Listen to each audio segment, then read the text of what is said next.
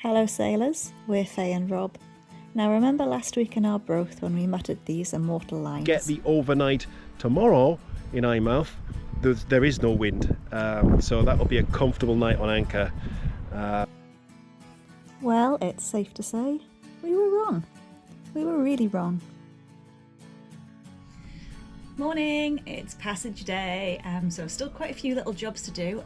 The sail gate won't open until 10 to 11, so we've got a bit of time. I've just lashed the dinghy down because it is still going to be gusty. I was just thinking that, you know, the wind seems to be dying down, and then I just heard the woo of the gusts. But we have a plan to sort of skirt along the coast a little bit because it'll actually help us get a better wind angle. And it'll keep us out of the more gusty zone as well, so a bit of a win-win. And then the plan this evening is to anchor outside of Eyemouth. First time using the anchor since, well, you know. But anyway, because it's supposed to be gusty, I'm going to make sure everything is stowed super carefully, because we don't want to repeat of Eastbourne where we couldn't actually open the forepeak because everything had fallen against the door. Time to get tidying.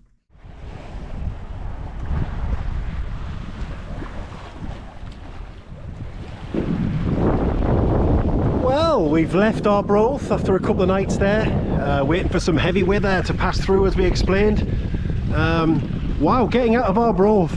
We mentioned the pots on the way in, but they were unreal on the way out for a good couple of miles. You've really got to have your wits about you coming out of there. Don't go below to make a cup of tea or anything, or get your book out until you're well clear, because it's literally a pot every 150 yards, something like that. And then of course as soon as you get your sails up, they're right in your way. But yeah, we're out now. We're on our way to Eyemouth. Currently doing 5.6 knots on a broad reach. There's a swell coming from the north, which means it's kind of on our port quarter here, a bit rolly, which is changing the apparent wind angle in the sails, making the Genoa flap a little bit.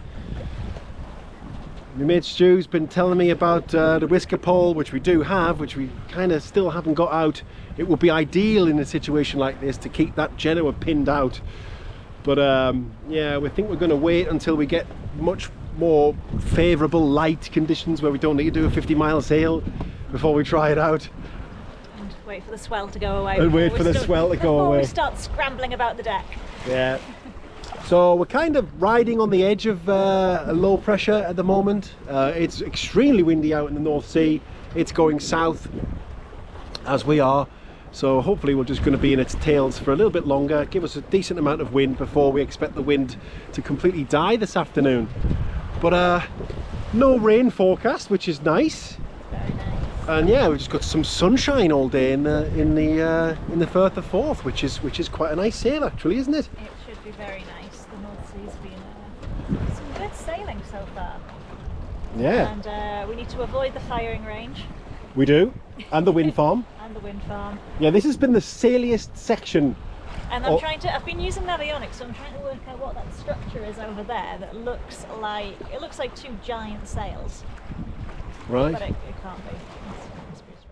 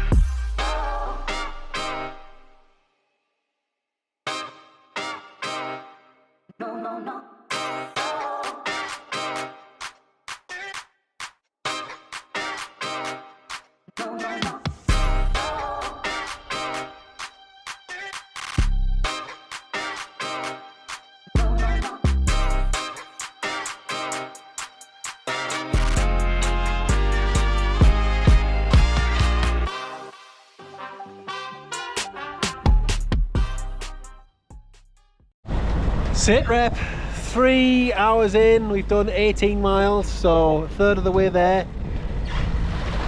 The wind has definitely died a bit before we were expecting it to, so we are motor sailing. We're doing 6 knots, which is nice.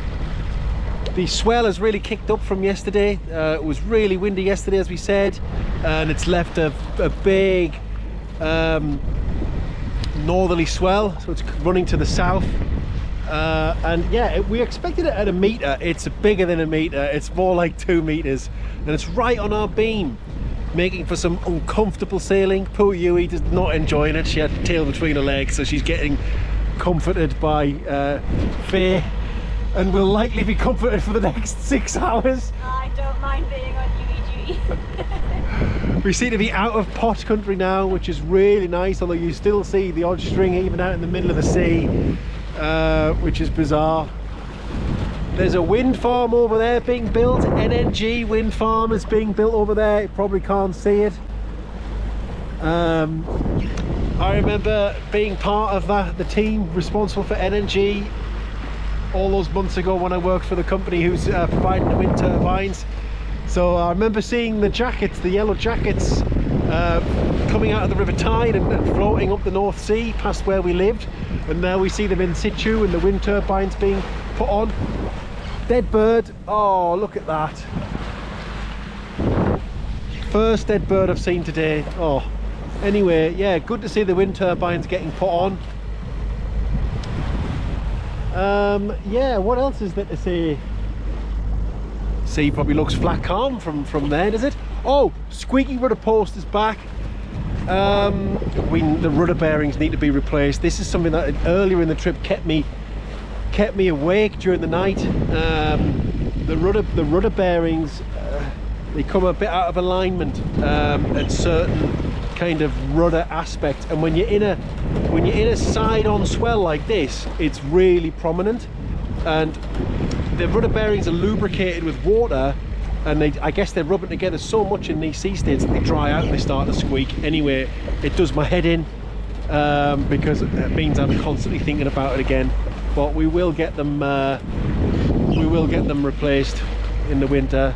And I guess the other thing to say really is that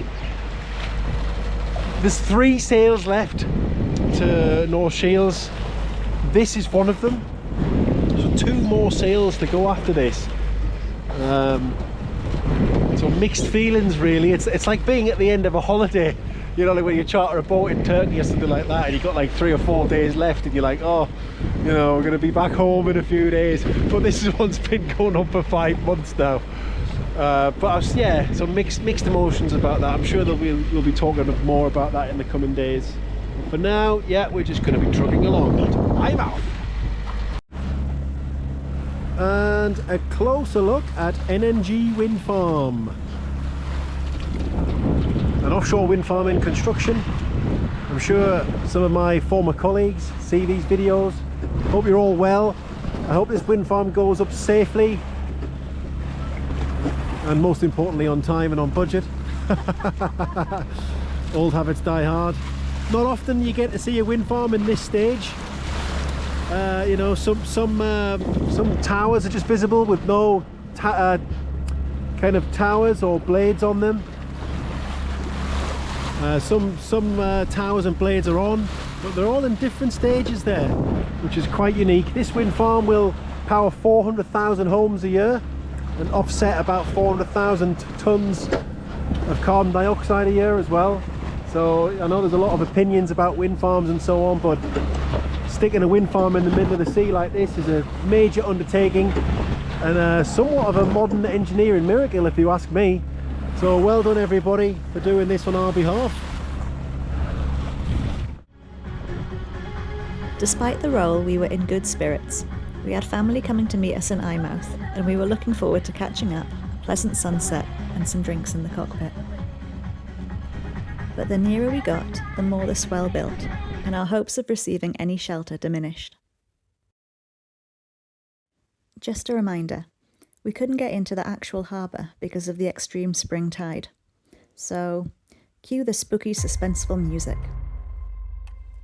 My sister, her wife and their dog braved the ladder down the harbour wall and the bumpy dinghy ride back to the boat. Reach Out was rolling so much we could see her keel, and it was all fun and games until it got dark. It is 2:45 in the morning and we are having the absolute worst night on anchor that we've ever had. We knew that the swell was going to be coming into the anchorage, but it wasn't supposed to be this bad. And well, it's the east coast, so there's no escaping the swell wherever we went.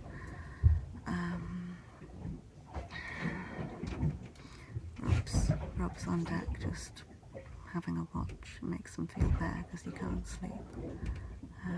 I've got Yewy,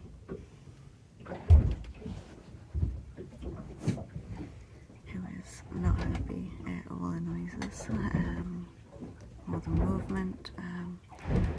The glass of water that Rob had next to the bed went flying, and then my glass of water on this side went flying. My sister and her wife and their dog are here. I can't wait for the sun to come up. I just want to get out of here. Again, there's not really anywhere for us to go. I'm hoping we can go to Arbroath.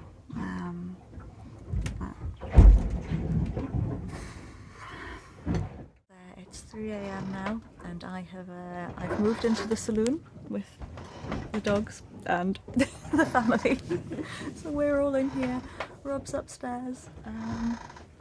He's checked the anchor and it's all good.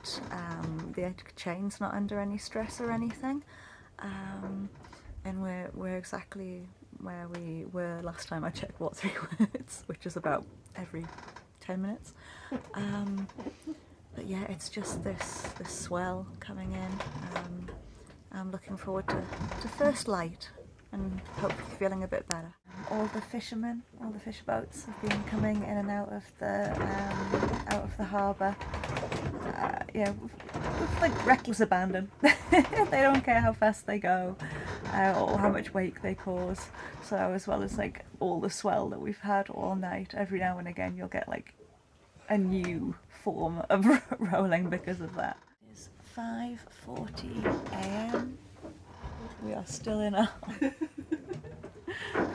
saloon cocoon. Rob's just come down from the cockpit. He's pretty much spent since 2 a.m. up there. It is dawn. We can see some light out of the portholes now. That was the worst night we have had since moving on the boat. Ugh. At first light, our guests couldn't wait to get back to dry land, and we couldn't wait to get going again. And we are off. So yes, we've set off early. If we wanted to do this with a favourable tide, we would have set off at noon, which would have meant another 6 hours of sitting in that anchorage. I couldn't do that because it was bloody awful. It was that bad. We've anchored all around the UK, and that was the worst one by far. Such violent rolling all night in every direction. My sister brought us cake, so we're having cake for breakfast. We feel no shame about this because it's easy, and who wants to be down in the galley when you're doing this? Not me. Thanks for joining us on board again, sailors. Don't forget to like, comment and subscribe. And as always, fair winds.